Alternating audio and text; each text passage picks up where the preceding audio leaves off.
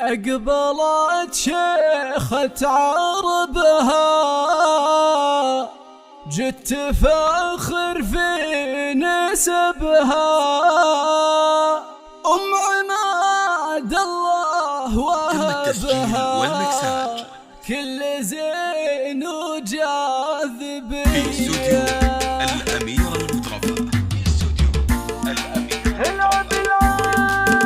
لكل جديد وحصري في عالم الزمن والشهرة والقصائد الشعرية.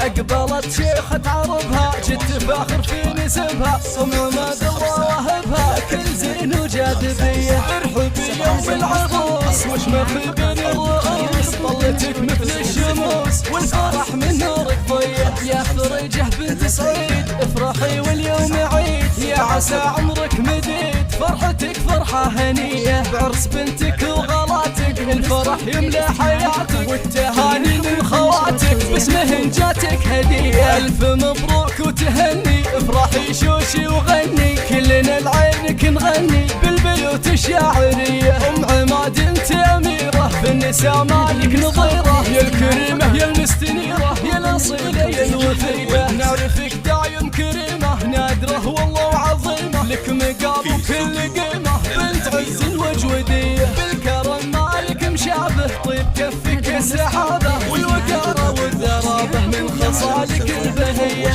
بنت شيخ وتاج راس للكرم والطيب اساس، طيبه ما في له قياس هو سعيد راعي الحمية. وامك ام الطيب كله طيبها ما فيه مثله، للمعالي مستحيله ام فريجه معتليه. واخوانك عز الرجال عزوة وراس مال، ربعك وافي للخصال لابت السلم الابيه. جنبك الليل اخواتك والقوافي منهن جاتك، ام فهد وام فارس وام حاتم الوفيه. والعروستنا التهاني بالبيوت وبالمعاني، يا جيهان تاج الحساني الف مبروك لك هديه. افرح الليله وباهي اللي ما في لك مضاهي، زينك يا جيهان زاهي والوصايف يوسفيه. وافخري بعماد عضيدك عزوتك وسيف بيدك، وقربك